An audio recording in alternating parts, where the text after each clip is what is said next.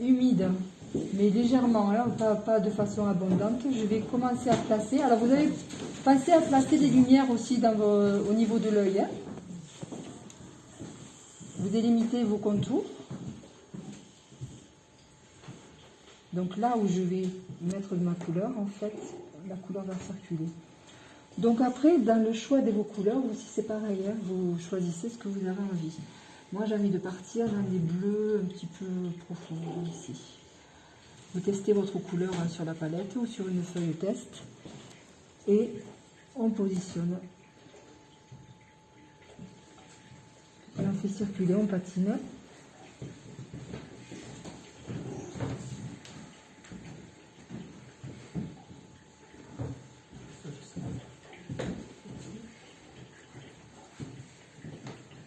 Voilà, la couleur se positionne là où j'ai mis. Là, voilà, exactement.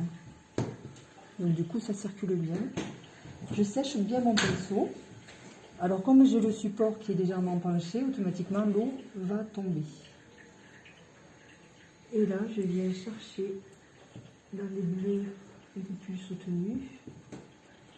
Je vais positionner de suite là une couleur un peu plus dominante. Sur la partie du haut. Pourquoi sur la partie du haut? Parce que c'est un peu pire. J'ai entendu quelque chose, une information qui était juste là. Voilà.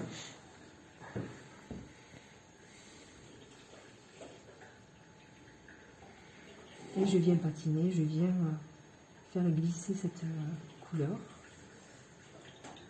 au niveau de mes lumières.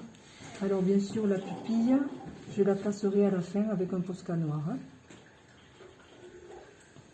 qui sera bien net. Là en contour, je frôle tous mes contours et ça commence à habiller mon regard. Je viens renforcer progressivement. Qu'est-ce que tu penses des crayons aquarelles? Je trouve ça très bien, j'en ai quelques-uns d'ailleurs. Tu peux tout à fait préparer. Tu peux préparer si tu veux tes couleurs. Tu peux tout à fait préparer ton travail avec. Hein, et après aquareller avec ton pinceau et tes couleurs au fur et à mesure pour les renforcer.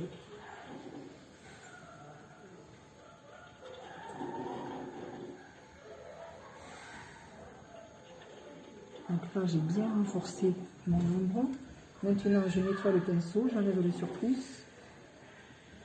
Je garde à peine un petit peu le pinceau teinté et je viens venir.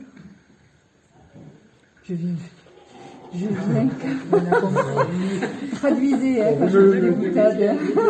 Décidément. Je viens capturer ma couleur en fait et je patine.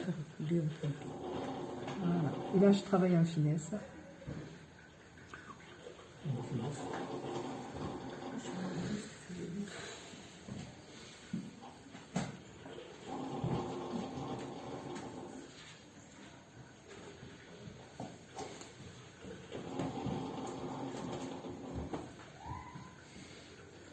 Là, bien sûr, j'attends pas que ça sèche.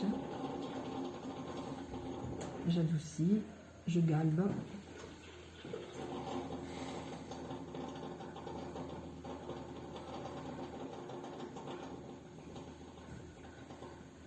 Voilà, déjà, l'iris est préparé. Je vais continuer maintenant, je vais prendre une teinte chair, légèrement rougeâtre, que j'ai déjà préparé ce matin. Et je vais travailler mes contours de l'œil pour donner un petit peu de réalisme. Toutes ces zones-là.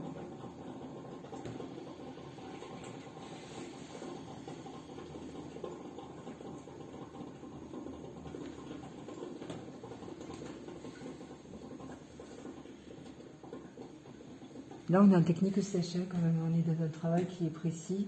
On ne peut pas se planter.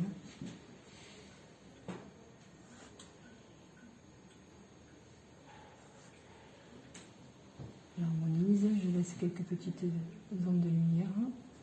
Et là, je commence à travailler un petit peu le galbe de l'œil. Le globe oculaire, dans l'ombre, là. Et je vais nuancer ma couleur avec ces tons-là. Une teinte chair mélangée à des bleus. Ça me fait des gris légèrement teintés.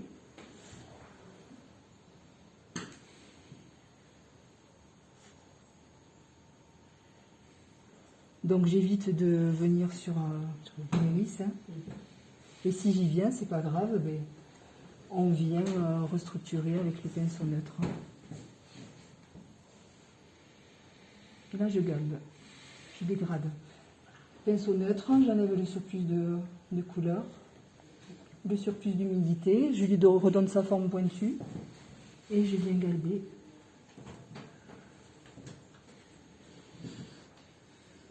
Ici, je viens patiner un petit peu et je crée progressivement du volume.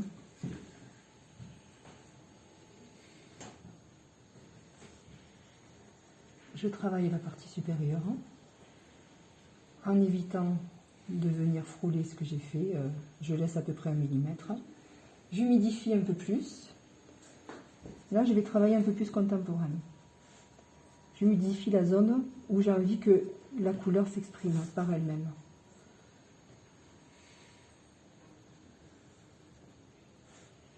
Et là, je vais utiliser les jaunes, parce que la couleur me parle en ce moment.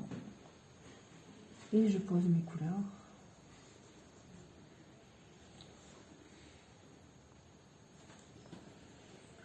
Là, j'estompe un petit peu.